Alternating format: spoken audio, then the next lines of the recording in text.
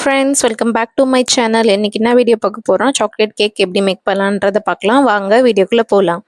அதுக்கு ஒரு முட்டை எடுத்துக்கோங்க. முட்டை எடுத்துட்டு அது வந்து ஒரு பவுலில் ஈரம் இல்லாத பவுலில் ஆட் பண்ணிக்கோங்க. ஆட் பண்ணிவிட்டு ஃபஸ்ட்டு லோ ஸ்பீடில் வச்சு பீட் பண்ணிக்கோங்க. லோவிலேருந்து ஹைக்கு போகணும்.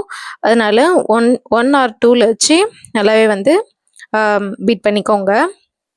ஜஸ்ட் எக் வந்து ஸ்ப்ளிட் அவுட் ஆகிற வரையும் லைட்டாக வந்து பீட் பண்ணிக்கோங்க. நெக்ஸ்ட்டு சுகர் ஆட் பண்ணிக்கலாம். சுகர் வந்து 25 கிராம் எடுத்திருக்கேன். ஸோ வாங்க சுகர் வந்து போட்டுட்டு அதுக்கப்புறமேட்டு கொஞ்சம் கொஞ்சமாக வந்து ஸ்பீட் ஏற்றிக்கோங்க. இந்த மாதிரி மேலே வந்து ரைஸ் ஆகி வரும் பாருங்கள். நல்லா வந்து கலர் சேஞ்ச் ஆகி வரும்போது நம்ம வந்து வெனிலா எசன்ஸ் ஆட் பண்ணி அதுக்கப்புறமேட்டு லைட்டாக பீட் பண்ணிக்கலாம். நெக்ஸ்ட் ஆயில் வந்து 50 ml போட்டிருக்கேன். போட்டுட்டு ஆயில் போட்டதுக்கப்புறம் பீட் பண்ணக்கூடாது.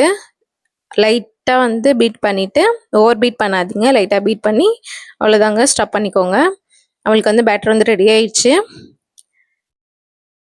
இன்றைக்கி வந்து நான் வந்து 150 கிராமுக்கு தான் நான் வந்து பண்ணுறேன். ஸோ அதோட மெஷர்மெண்ட் மட்டும்தான் கொடுத்துருக்கேன். ஸோ பாருங்கள், ஃப்ளார் வந்து 35 கிராம் எடுத்திருக்கேன். குக்கோ பவுடர் வந்து 50 ml எடுத்திருக்கேன். நெக்ஸ்ட் வந்து பேக்கிங் பவுடர் வந்து 1 டேபிள் ஸ்பூன்.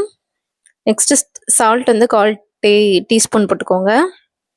அவ்வளோதான். இது நல்லா வந்து மிக்ஸ் பண்ணிவிட்டு சலிச்சு எடுத்துக்கோங்க. அதில் நிறைய கட்டிகள்லாம் இருக்கும் கொக்கோ பவுடர் சேர்த்துருக்கிறதால. ஸோ அதனால் நல்லா சலிச்சு எடுத்துக்கலாம். சலிச்சு எடுத்துகிட்டு கொஞ்சம் கொஞ்சமாக வந்து சேர்த்து மிக்ஸ் பண்ணிக்கலாம். ஓவர் பீட் பண்ணாமல், ஏன்னா வந்து பேட்டரி சேர்த்ததுக்கப்புறம் ஃப்ளார் வந்து சேர்க்கும் போது நம்ம வந்து ஓவர் பீட் பண்ணக்கூடாது.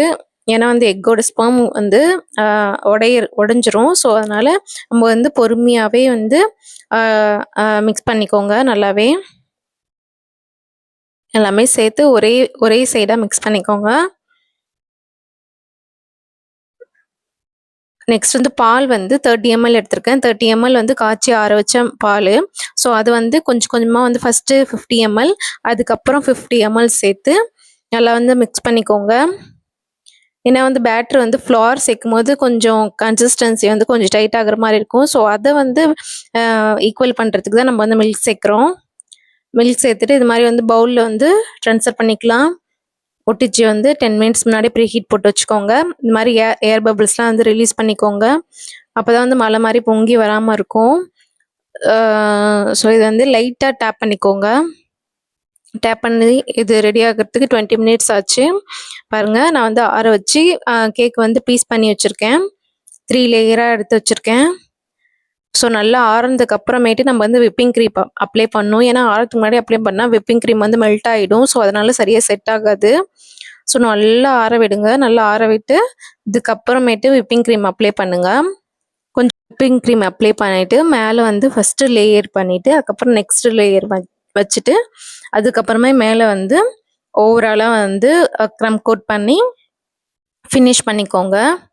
என்கிட்ட இந்த ஷேப்பியர் இல்லை, அதனால தான் வந்து கொஞ்சம் அப்படி இருக்குது விப்பிங் க்ரீம் கொஞ்சம். ஸோ மற்றபடி வேறு எதுவும் இல்லைங்க. கேக் ரொம்பவே சூப்பராக இருந்துச்சு. அவ்வளோதாங்க. இது மாதிரி பேக்கிங் கேக் வீடியோஸ் வந்து பார்க்கணுன்னு நினச்சிங்கன்னா நம்ம சேனலை வந்து சப்ஸ்கிரைப் பண்ணிக்கோங்க. ஸோ நெக்ஸ்ட்டு என்ன வீடியோ உங்களுக்கு வேணும் அப்படின்னு நினச்சிங்கன்னா அதை வந்து கமெண்ட் பண்ணுங்கள். அந்த வீடியோ நான் வந்து போஸ்ட் பண்ணுறேன். தேங்க்யூங்க. தேங்க்ஸ் ஃபார் வாட்சிங்.